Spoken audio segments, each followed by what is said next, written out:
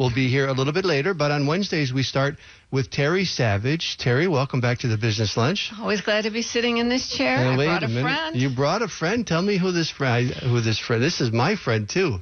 Well, this is the Wintrust Business Lunch. So what better idea than to have the chairman of Wintrust, Ed Waymer, with us today at lunch. We actually had made plans to go to lunch a while back, and I said, why don't you come over and watch us do the show? And then I said just a minute ago, why don't you come in and sit down? Well, I'm happy to have you here, Ed. Thank you. Welcome to welcome to your business lunch. Well, thank you for having me. I finally made it. People tell me I have a face for radio.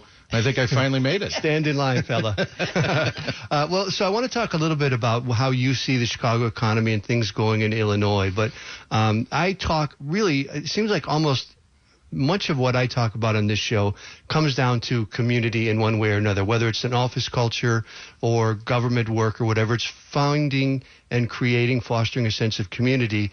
And it seems to me like that's what Wintrust does, I think, more than any. I mean, you're here, you're at ballparks, you're all over the place. Yeah, it's we started this 25 years ago. My wife had to bring a card table over.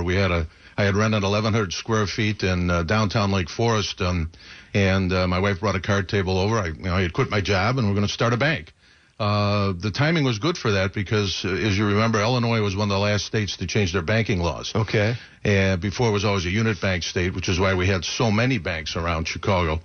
And all the big banks came in and bought up all the community banks. And our concept was about 50% of the people then, and our data says still now, want that high-touch community service in their banking. So we had no delusions of grandeur. We raised some money. We opened a bank. It worked pretty well. We opened another one. By the time we hit the fifth bank, I ran out of friends and neighbors and family to raise money from. So we merged them under one holding company called Wintrust. People ask how we got the name Wintrust. I threw a dart at a book because we never thought we'd sell Wintrust. We always wanted to be the local alternative to the big banks. But Chicago has embraced us because we've embraced Chicago and the character of Chicago. Chicago has 50 different neighborhoods, all different. It's in the city itself.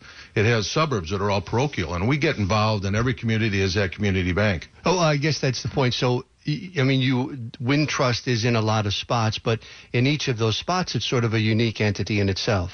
It is. We're structured differently than most big mono banks. We sell multiple brands, but we have to walk the walk. We can't just talk the talk. Right. And that's the fun part for our people, is getting involved in the communities, having all the resources that they need of a big bank behind them. We can do anything a big bank can do, but we do it on a personal level and get very involved in the communities. And that's the fun part of what we do. The fact that you're all over Chicago and you continue to grow. Before I make this sound like a commercial, I heard you speak recently about why the Chicago area is a good place to do business. And, every single headline, whether are the schools going to stay open, whether is the budget going to get passed, are the bills going to get paid in Illinois, are you basically an optimist, or do you see something about the business climate here that maybe evades the headlines? I am an optimist, but I also think that if you look at Chicago, it is the Chicago megapolis. You go Milwaukee, Chicago, Northwest Indiana, I think is the 17th biggest economy in the world. It's bigger than Argentina. It's bigger than Poland. It's bigger than Saudi Arabia.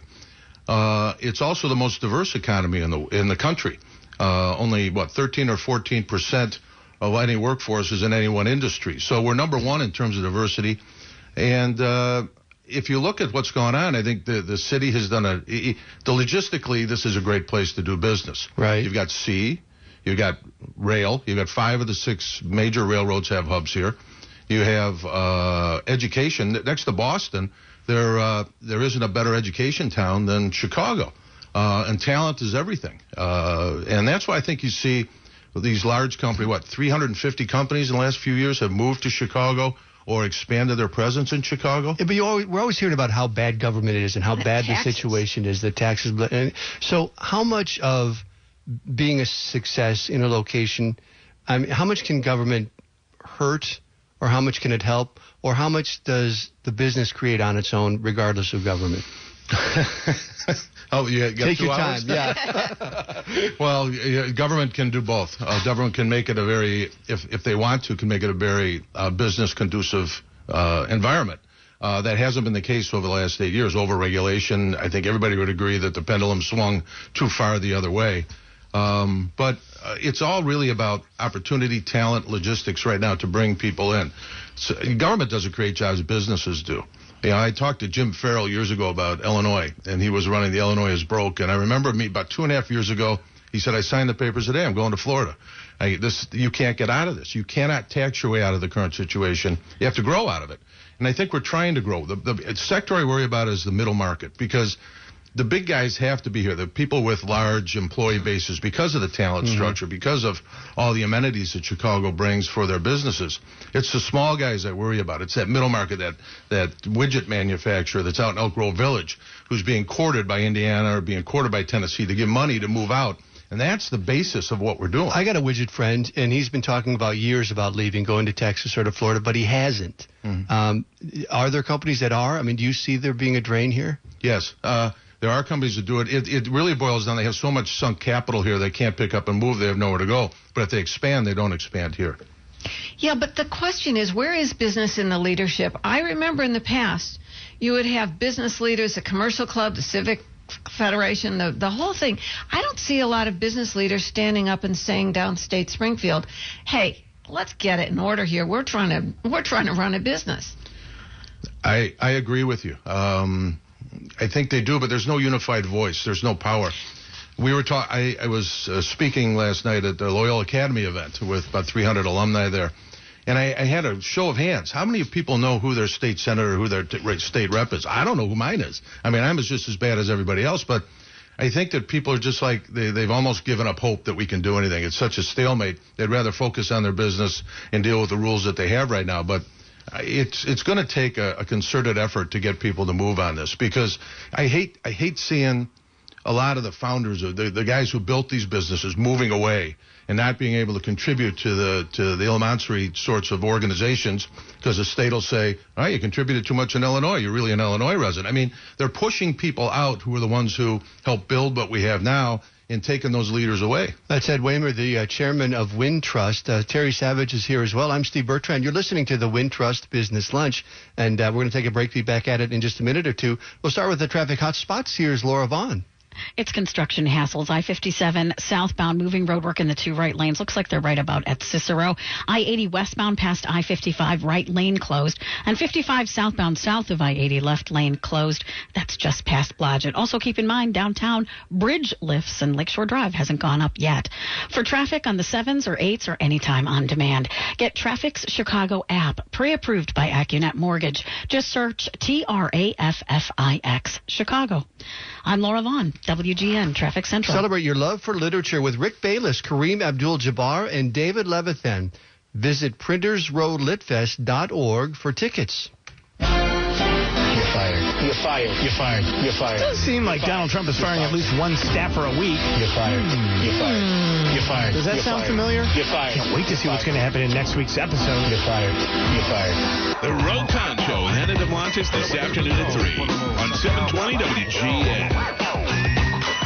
Would you show a dog a bone if you weren't going to give it to him? For years, AT&T has been promising fast internet to small businesses, but for many businesses, it's out of reach. Why promise something you can't deliver? Comcast Business is different. They do business where you do business. They deliver super fast internet with download speeds of up to 1 gigabit per second across their network to more companies in more locations than AT&T. So stop waiting and switch to Comcast Business today. Call 800-501-6000 and choose a fast internet plan, then add phone and TV for just $34.90 more per month. Don't miss out. Schedule your installation today. Act now. Call 1-800-501-6000. Comcast Business, built for business. Offer ends 6/30/17. Restrictions apply. Limited to one voice line and private view TV for new customers. 2-year contract required. Requires Comcast Business Internet at an additional monthly charge. Equipment taxes and fees extra. Call for details. Comcast 2017. All rights reserved. Attention, this is an investor notice. Are you interested in making some extra cash buying real estate tax liens? And listen to this. The Government Tax Lien Network is offering a free tax lien kit which contains 2 DVDs and a step-by-step report that'll show you how to earn guaranteed returns between 15 and 35% yearly. which is completely secured by the government. They'll even show you how to do this inside your own retirement accounts. So if you're looking to become a real estate investor without risk, then call 1-800-404-2219 now to get your free tax lien kit. Then get ready to buy tax liens for pennies on the dollar and buy houses for as low as $500. All from your home with little or no money, working only 5 to 10 hours per week. Call 800-404-2219 right now to get your free tax lien kit plus 2 free tickets to a live training event and a free $20 Visa gift card just for attending. Call 800-404-2219. That's 800-404-2219 for your free tax lien kit now. Individual results may vary.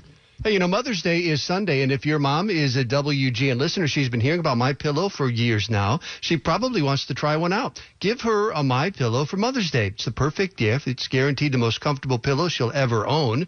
First night she sleeps on it, she'll understand why they've sold over 25 million of them. Features this patented interlocking fill that conforms to the preferred shape, and they all come with a 10-year will-not-go-flat warranty. And right now, MyPillow will give you 50% off their 4-pack special. That includes 2 MyPillow Premiums and 2 Go Anywhere pillows. Use promo code WGN at MyPillow.com. For every 4-pack sold, Mike Lindell, the inventor of MyPillow, will donate a MyPillow to charities. Order now, and they'll ship in time for Mother's Day. So give them a call, 800-299-9579. That's 800-299-9579, or MyPillow.com. Remember, use promo code WGN for 50% off their 4-pack special. Steve Bertrand here on the Wintrust Business Lunch. It is 12:22. Every time I say Wintrust Business Lunch, I look across and there's Ed Waymer in the studio. So Terry Savage is here. We were talking earlier about interest rates and where they're going now. Yeah, you think I'm going to make a... Wait a minute. Well, hold on one second. Let's report the Dow's down 27 points, the S&P and NASDAQ up just a smidge, and interest rates are horrendously low if you're a saver. Now, what could make interest rates go up? Janet Yellen's trying to move interest rates up. The world's scared money comes here despite our problems and keep pushing interest rates down. The Fed will be meeting again next month. Now, you think I'm going to comment on interest rates when we have a very senior banking expert in the room? Ed Waymer, I'm tossing that ball to you. Interest rates, what's going on? Well, interest rates have been lagging, even with the rate rises on the consumer deposits, because of the amount of money that the Fed had pumped in during the downturn. It was an extraordinary amount of money. The quantitative easing was a new thing that they did, which added a lot of money. I mean, the Federal Reserve itself went from $1 trillion to almost $5 trillion by buying all those bonds. So I think you're going to see rates continue to increase, but the Fed will continue to do that, but they're also going to start liquidating their portfolio. And when they do that, that pulls money out of the system, and it's going to make interest rates go even a little bit higher. It'll keep that long end. The long end really hasn't moved. The curve has been flattening. You're going to start seeing the long end move, I think, too, which is a good thing for a lot of reasons. But the Fed has probably, I think, waited a little bit too long to start divesting of that massive increase, that leverage they put on their own books. So I think you'll see rates start to go up. It'll be interesting. There was a report done by J.P. Morgan Chase that came out that talked about most banks we run 85 to 90% loan to deposit ratio. They said because the deposits going to be hard to come by, they expect those rates to go up to those levels go up to almost 95% in the banking system. So there's going to be more competition for deposits. More competition for deposits. So I'm going to ask you 2 key questions.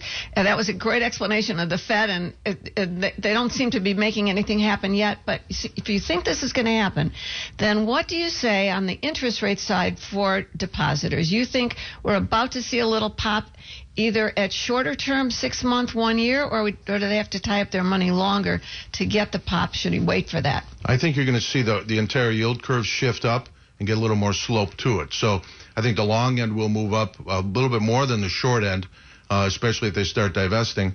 So I think you're going to just see the whole interest rate curve shift, which is a good thing. You want a positive slope in the interest rate. You want short-term rates to be lower, long-term rates to be higher. That's a traditional order of things. The long-term rates have been pretty low. Now, 10-year notes, right in the middle of what they call the curve, is what's the basis for mortgage rates. So you're saying you're going to see a shift upward in all levels of rates, particularly longer term, but 20, 30 years don't doesn't matter much to people here, businesses maybe. But at the 10-year level, if rates move up, what does that do to mortgage rates? We've already seen refinances fall off, but the whole housing market's a very interesting subject. But I think that you're going to see more purchases.